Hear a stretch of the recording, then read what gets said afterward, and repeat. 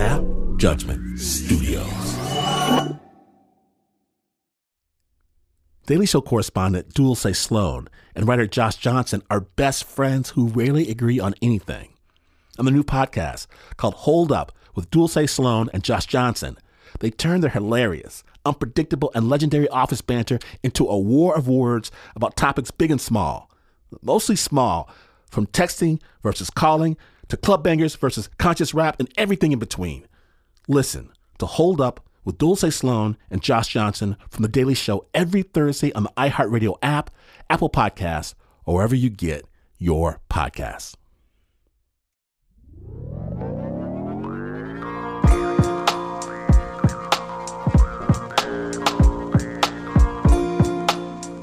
Okay, so as a kid, when we moved to a super small town in northern Michigan, we had to do it the hard way, the harder way.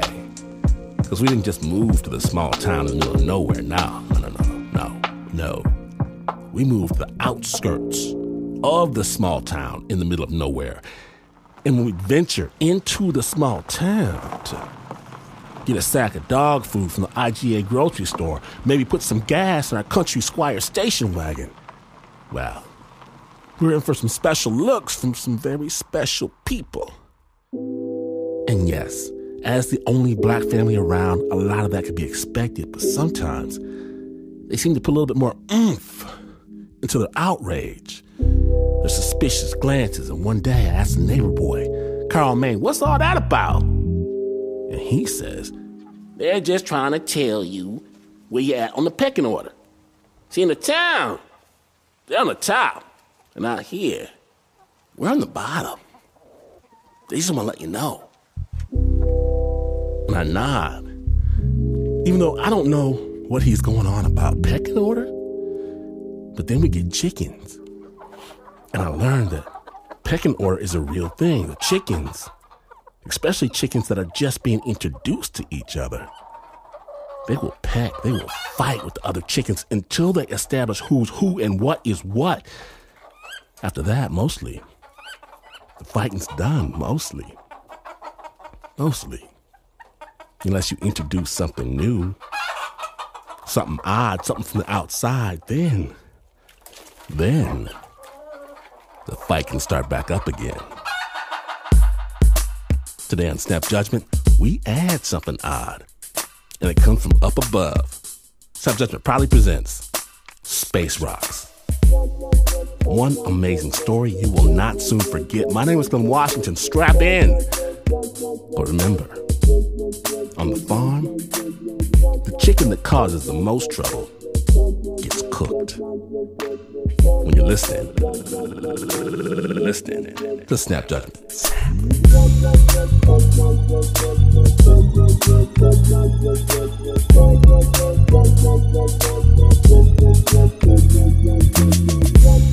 We begin. There's something special about the small town of Montrose. Surrounded by the majestic mountains and the quiet mesas of western Colorado, these mountains, they've always had a pull, drawing people who want something more, something bigger, something shinier. Which brings us to today's story. A story that starts off with a crash. Snap Judgment.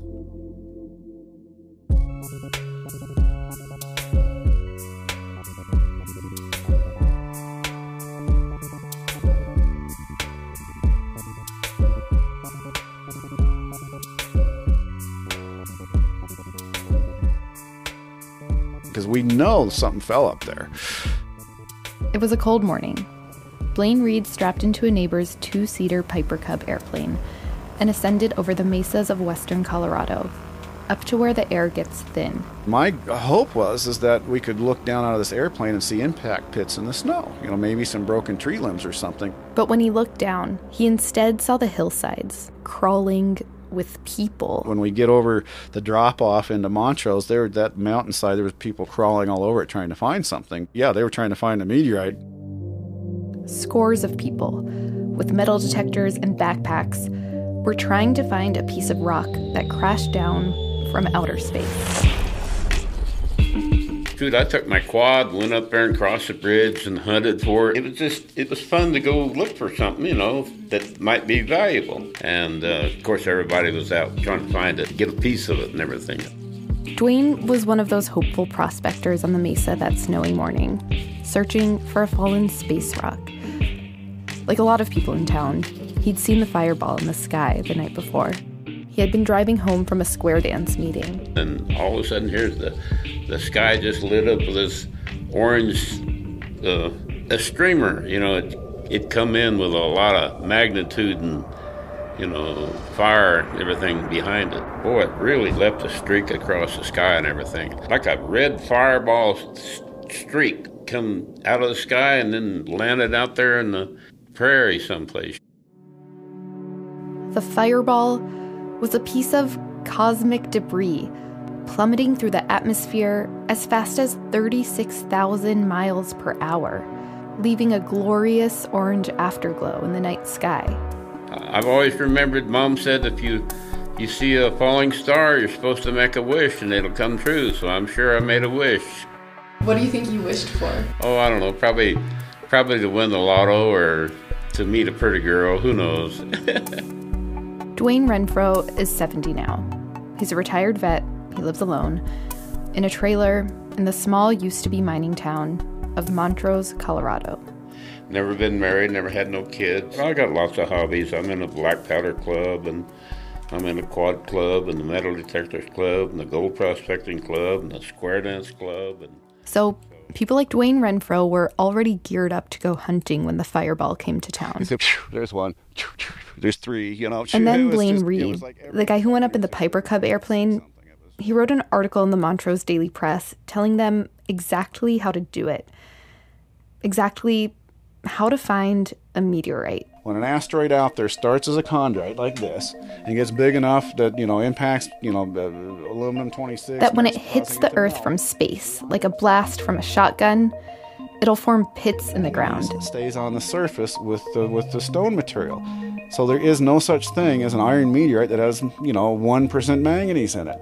And that's just a matter of just physics. That's just what happens when you melt this stuff down, and that's how it separates. The meteorites themselves, that's kind of their interesting part, is they have to connect you with another world because they're not from Earth. I mean, they're not from a different universe or different solar system, but, I'm used to thinking outside the Blaine boxes. says he was a nerdy kid with few friends and mean parents. He was in 6th grade when he saw his first fireball, standing in his front yard in the west side of Denver. He looked up at the sky. I saw this meteor starting to come in. It was white, and then it turned, brilliant green, and then it even started going to yellow. And I swear, good thing there was about 6-8 inches of snow on the ground, because I just was so dumbstruck. I literally fell over backwards. Blaine was so excited by the dancing flames he saw in the sky, he ran around the neighborhood for hours, searching for fragments of the meteorite. And I started searching the neighborhood, and I came up with this really vesicular, weird, metallic, glassy-looking rock, and I found my meteorite, and that's it. I was hooked. It makes you think differently. It makes you have to expand your mind to consider it. You kind of have to ignore all the day-to-day earthly stuff when you're holding a piece of outer space. He didn't actually find a meteorite that day. But today, Blaine's office is covered in maps and rock diagrams, pictures of the Bolivian mountains where he actually found a meteorite. That is what's called a eucrite. It's a type of meteorite called an achondrite, and that is actually from the surface of the asteroid Vesta. And there's his desk. It's a mess of rocks and dishes and rocks in plastic bags. It's like, this isn't that pretty, but this is telling us the story of an asteroid that survived big enough and long enough to actually become quasi a small planet with an iron core, an olivine-rich mantle, and a basaltic lava surface. And now the rest of Blaine's house is decorated with dinosaur bones, a World War II missile, a toy airplane. He drinks water from a reused yellowed plastic Gatorade bottle and reaches into the front pocket of his jeans. It's so incredibly valuable. There's a piece I carry in my pocket normally. It's there.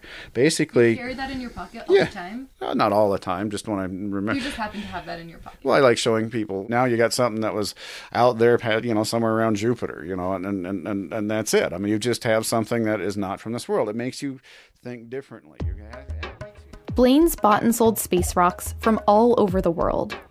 He has a degree in geology. I am a meteorite guy, but if I said the meteorite guy, I'm sure one of these other clowns will come out of the woodwork. So on his 30th anniversary as a meteorite guy, he came up with a new name. The meteorite pimp.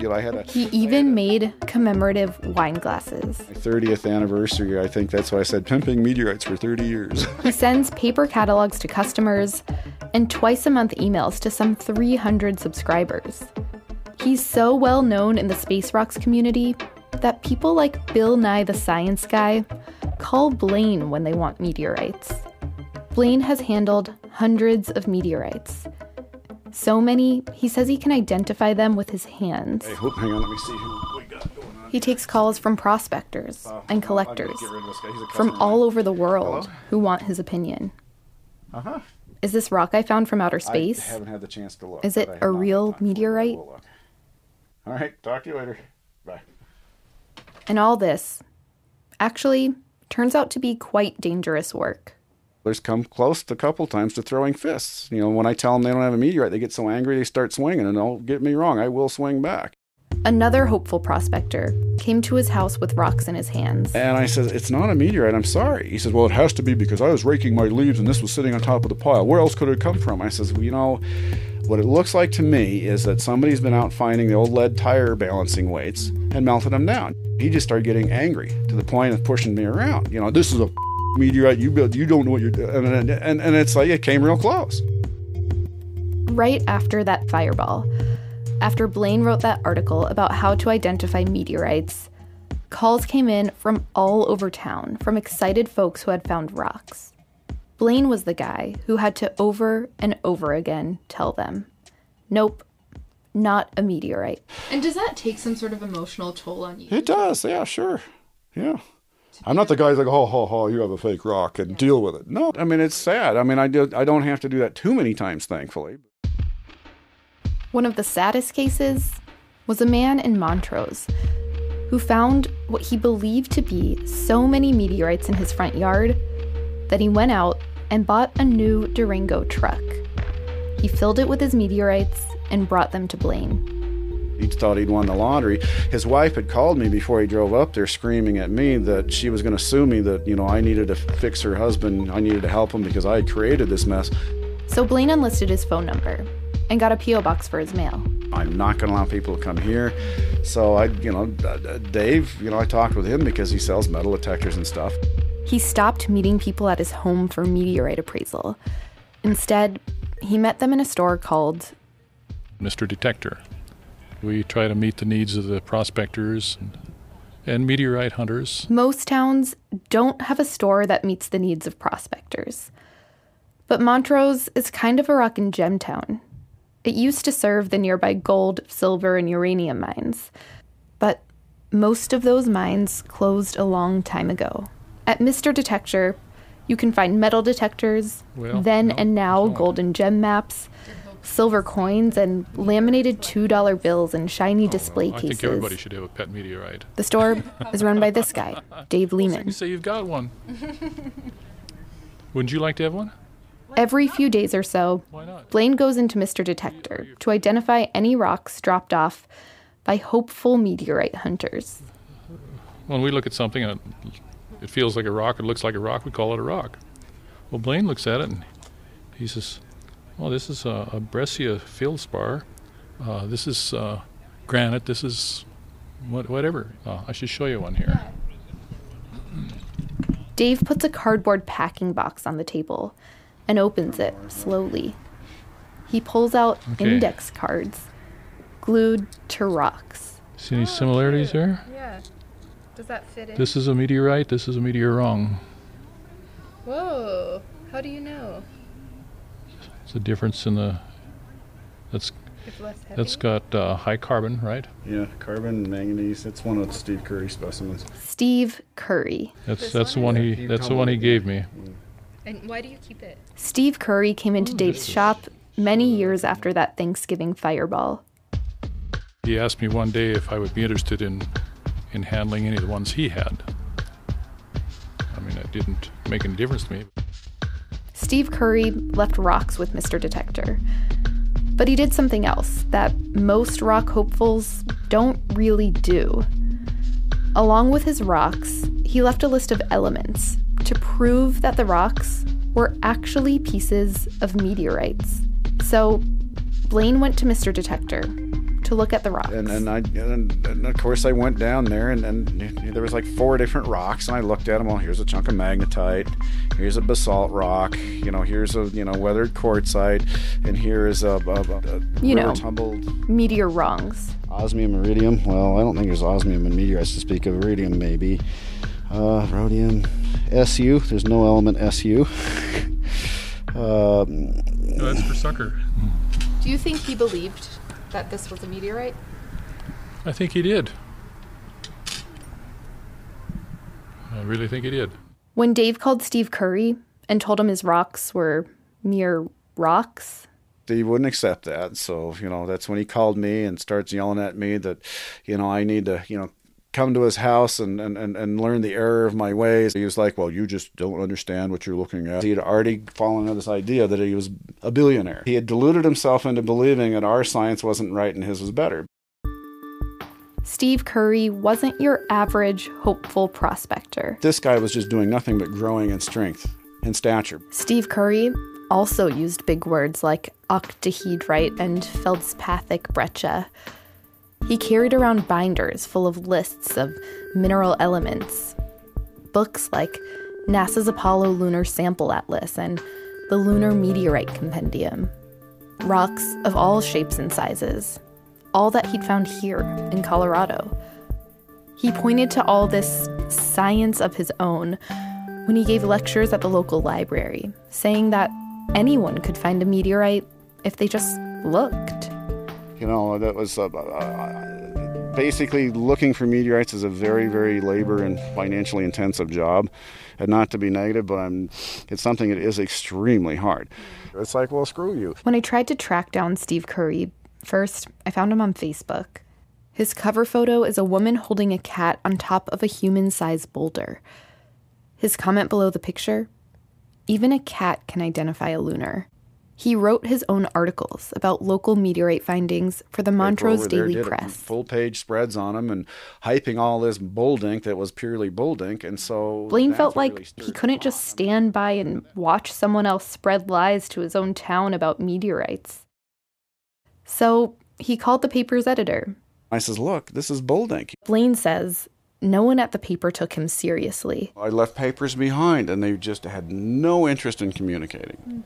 Their theory was that, I'm trying to hide new meteorites from the world to keep mine more valuable. And I tried to explain that to them, and I'm not trying to hide anything. Steve Curry and his growing reputation was getting to Blaine. He seemed unable to let it go. Blaine even picked up the phone and called the library, asking them to stop Curry from giving his lectures. They just basically said F-O, and hung up. So Blaine started hanging posters around town with the word wanted in big capital letters up top. Underneath, Steve Curry specimens. I'll pay $10 per specimen. I only need to borrow it, non-destructive. And again, it was going to be left with Dave Lehman here. I understood there might be some issues, but I had no concept, no knowledge, no idea that it would go this way. So what do? Again, once your wheels leave the ground, you own the ride.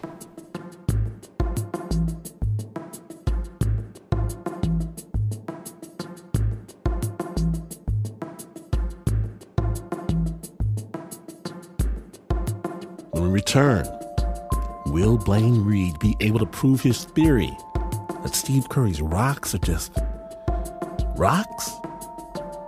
Stay tuned.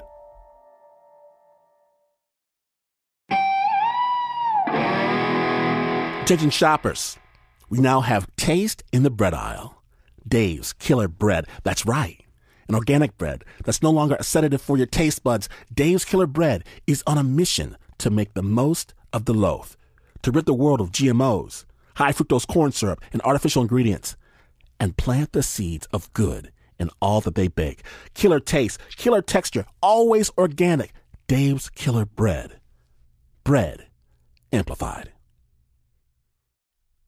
Using Talkspace, feels a little like having a mental health professional in your pocket.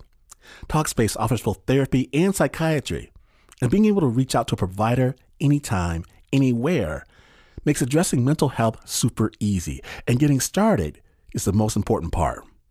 As a listener of this podcast, you'll get $100 off your first month with Talkspace. To match with a licensed therapist today, go to Talkspace.com. Make sure to use the code JUDGMENT to get $100 off your first month and show your support for the show. That's JUDGMENT and Talkspace.com.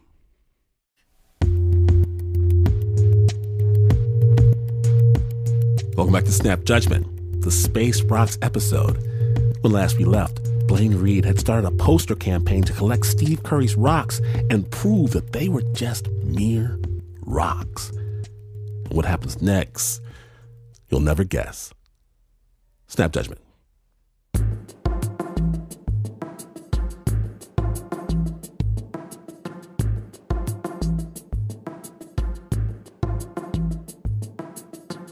Blaine's game plan: collect Steve Curry's rocks, prove they were mere rocks, then take them to the police as evidence of Steve Curry's fraud.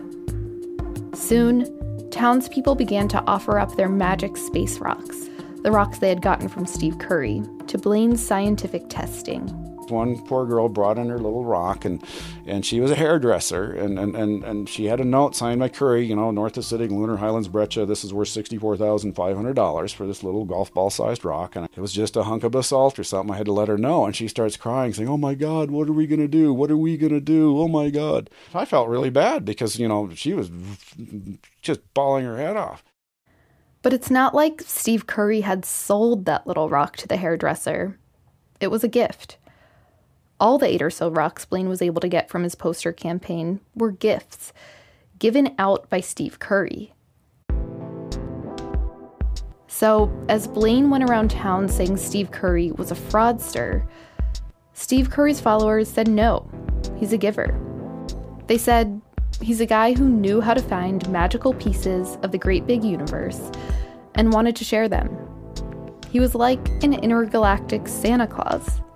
When he showed up at local clubs like Dwayne's Metal Detector Club, people embraced him. He knew a lot about geology and everything, but I don't know much of anything about geology. I pick up a rock, and if it's pretty, I take it home. He brought all of his meteorites and stuff and gave a talk and showed us all about meteorites and how you could tell it was a meteorite. Some of them bring, according to the news and stuff, some of them bring a pretty penny. Steve Curry told stories to the townspeople about finding meteorites right outside of Montrose. And so we asked him if we could go with him, and he said sure. And I think he really expected 5 of us would show up, and I think there was about 20 of us. The hopeful prospectors showed up at Black Canyon National Park that day. We got out there, and I must have found 13 different rocks with my metal detector.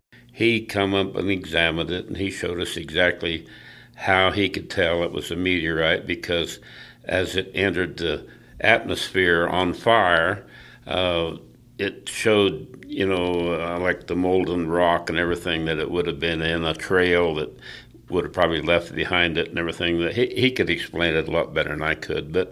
But standing there looking at that rock, I believed every bit that was a meteorite and everything. And he even almost convinced the Montrose City Council to name Montrose the meteorite capital of the world.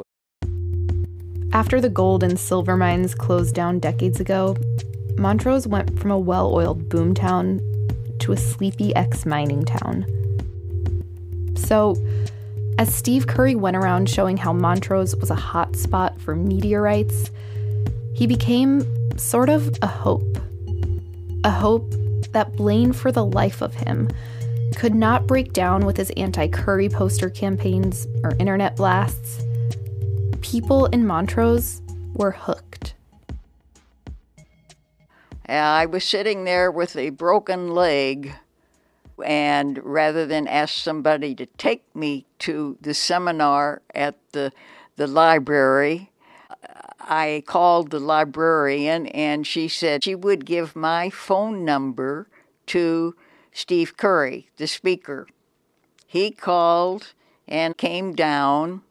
I had to yell, "Come in!" So he came in.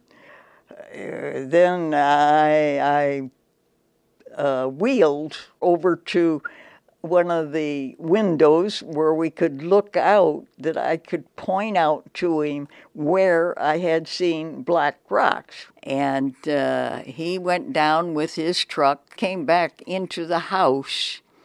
He brought in how many rocks? They were grainy and they weren't smooth. He put them in my lap to start with, gently, because I was in a wheelchair.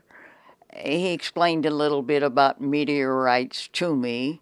He washed one or two of them in the sink, and I was kind of horrified at that clay soil going down my drain. I hope he doesn't clog it up.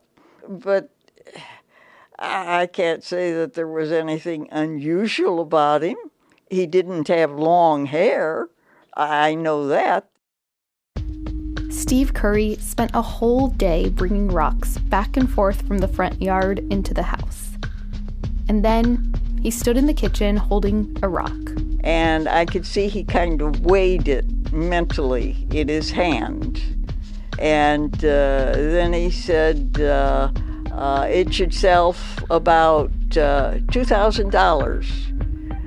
And it surprised me. You might just as well have told me, you've got a diamond mine here that's worth $1 million or $2 million. I was left speechless. I was just simply left speechless.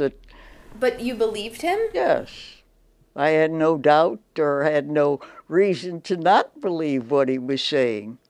So, I feel if someone came to my house and picked up a bunch of rocks and said, these rocks are worth $2,000 each, I probably would say, well, I don't believe you. So I'm wondering what made you believe him. Well, I had no reason not to believe him. He was going around giving seminars.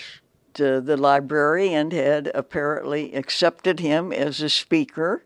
At any rate, I was friends with Steve Curry. Everybody needs friends. When you live alone, you need friends just like anybody does. Can you let the dog in?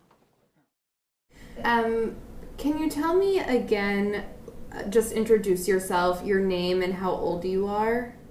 Well, you already know my name is Jane Doe. Okay. And can you tell me a little bit about why you don't want to use your name? If the Meteorite Society is powerful enough to eliminate Steve Curry, what will they do to me? That is why I do not want to be advertised. When she's talking about the Meteorite Society, she's actually talking about Blaine Reed.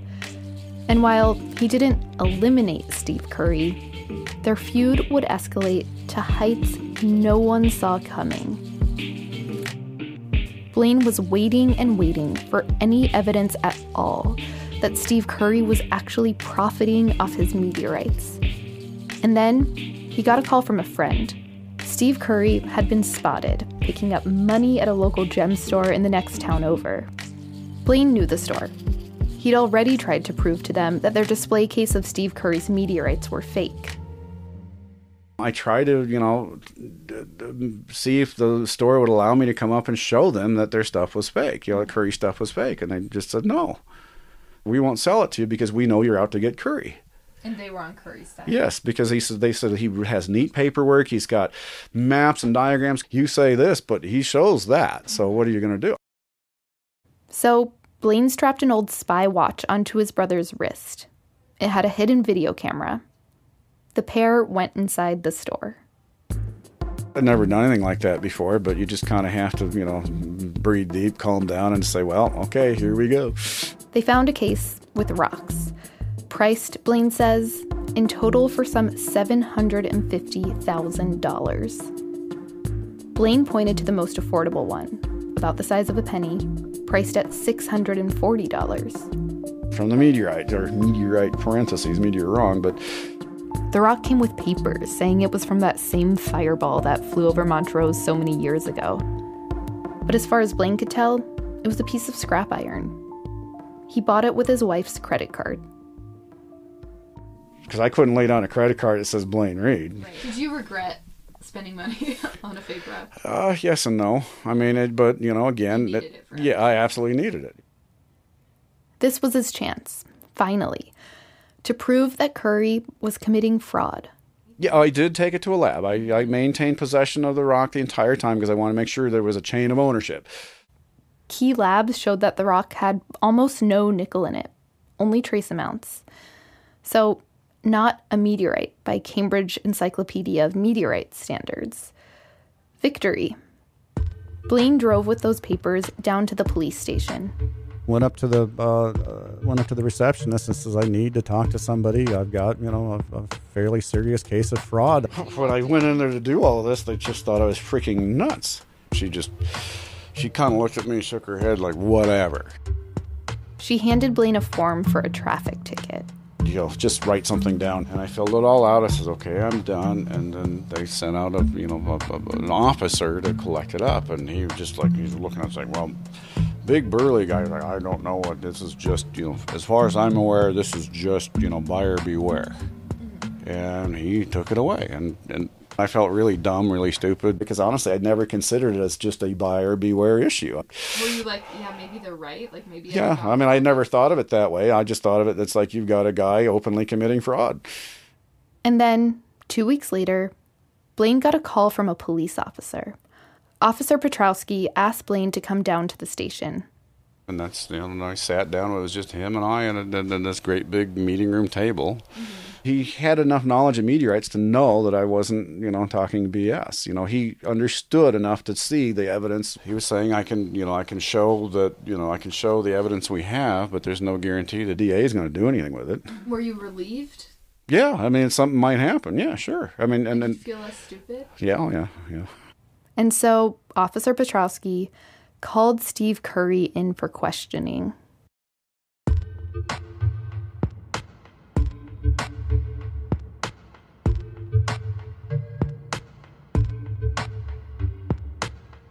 It ain't over, snappers. It's nowhere near over. When we return, Steve Curry finds himself inside a Colorado police station at the center of an investigation. When Snap Judgment, the Space Rocks episode continues, stay tuned.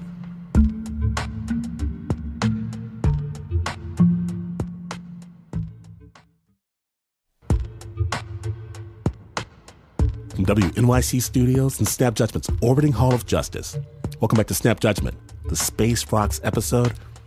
My name is Tim Washington, and when last we left, Steve Curry was being interrogated by the police. Just let me know. I'm good. All right. I could probably spend more time than you want to spend on meteorites, but Yeah, meteorites are very interesting. I got to admit, they're a pretty cool thing to learn about. So, in the tape of that interrogation, Curry takes rocks and books and binders from his briefcase and sets them onto a table. Officer Petrowski asks him if he agrees with the accepted definition of a meteorite from the Cambridge Encyclopedia of Meteorites. Curry says yes, and... See, what we're experiencing here is a new science, and I am a part of that wave that is giving these scientists new information to go back and correct the things they've said about meteorites in the Cambridge. You have to look back, because the Cambridge basically came together in the 50s, 60s, early 70s, and that information was good then, but it's not necessarily good now. It's also good in here.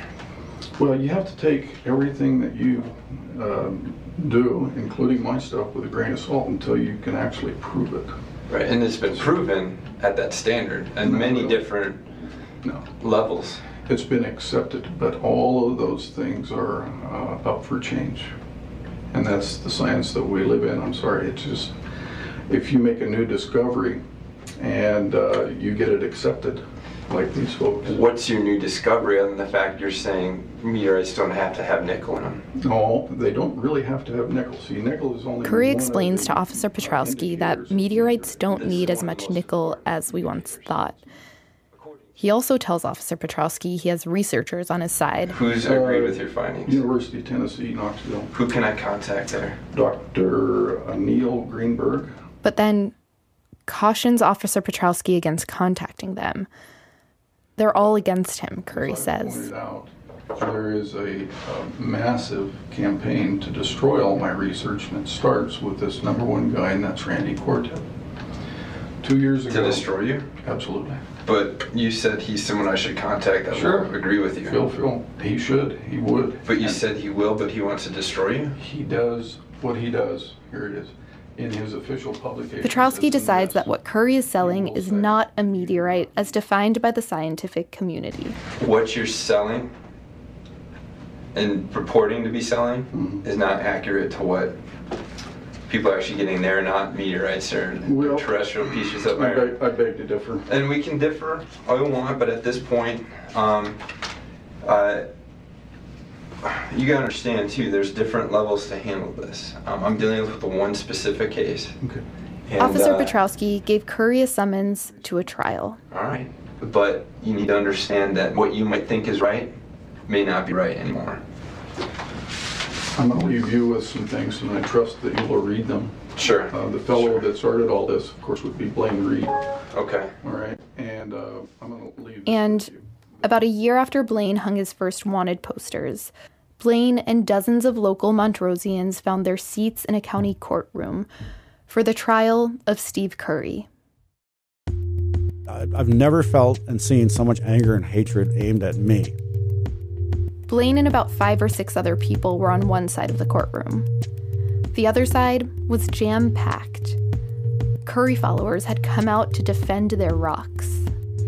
This one woman screaming that Curry had given her $1.2 million of rocks and she's hidden them in a deep place so this piece of man, and points to me, won't steal them because when I die, those go to my church and they can build new buildings. One of those people was Jane Doe, the woman who had let Curry search for meteorites in her backyard.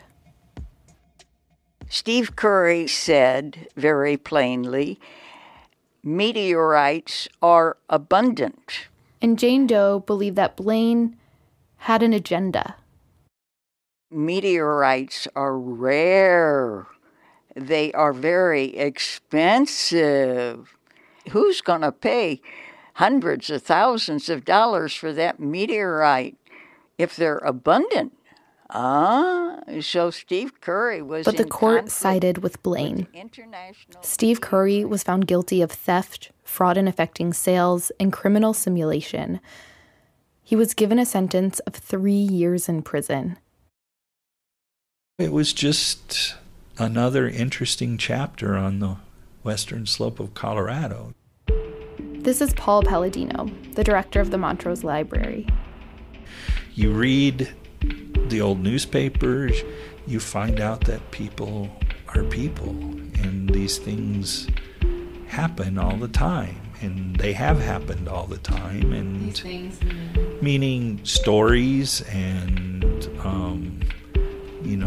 if you want to talk about fraud, the Old West is full of it. Swindles and land schemes and it's just people are always looking for an easy way, and they find people who are willing to believe. Steve Curry didn't respond to multiple requests to talk to us.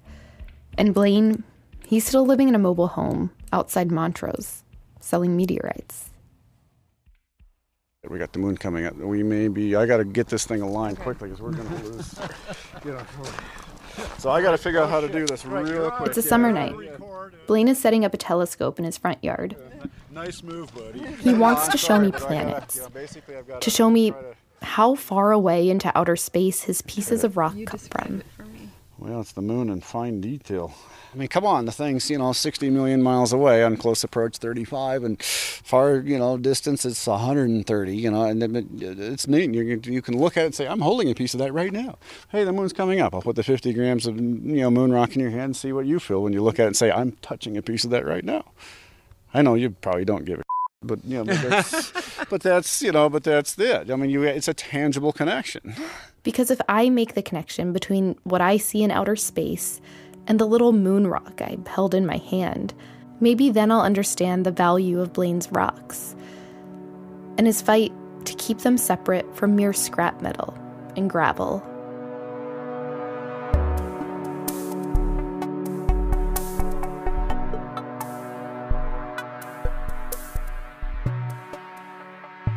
Big thanks to Brendan Borrell for his original reporting in Montrose and Delta, Colorado. You can hear more about the continuing fallout between Steve Curry and Blaine Reed in his article in The Verge. We'll have a link at snapjudgment.org. Additional thanks to Blaine and his brother Blake Reed, to Ryan Brown, to Zilla May at Mountain of the West, to Paul Palladino, Dave Lehman, and Dwayne Renfro. The original score for that story was by Renzo Gorio. It was produced by Shayna Sheely and Jasmine Aguilera.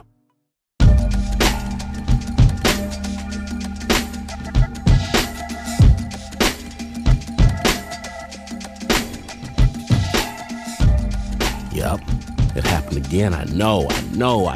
But if you missed even a moment, not to worry. Subscribe right now to the amazing Snap Judgment Podcast. More stories than you can shake a stick at. Wherever you get your podcast, get this one. Follow the Snappage on Instagram at Snap Judgment Radio. You'll find us in the studio, on light up roller skates, taking target practice at 99% invisible. They're right over there. Follow me on the Twitter. I'll tell you what I really think. Snap is brought to you by the team that looks up wherever they go. So, sneak up behind them and give him a good tickle. The Uber producer, Mr. Mark Ristich, Pat, Spaceman with C.D. Miller, and other alien suspect, Renzo Rocket Chip Gorio, Shayna Oxygen Man Sheely, Liz Mack uses the Force, Eliza Smith, she can't use the Force, Leon Morimoto drinks Tang, Lauren Newsom drinks, Beam Up Marissa Dodge, Beam Down Teo Ducat, Flo, Warp Drive Wiley, Nancy, Cloaking Device Lopez, John Facile is fresh out of the lithium crystals, and Nika Singh completed the Kessel Run in less than 11 parsecs. And this is not the news. No, this is not the news. In fact, you can collect all the dust and leaves and trash left in Mr. Barney's old woodshed into a single pile, and then tell all the neighbor kids it's cotton candy. And you would still not be as far away from the news as this is. But this is WNYC.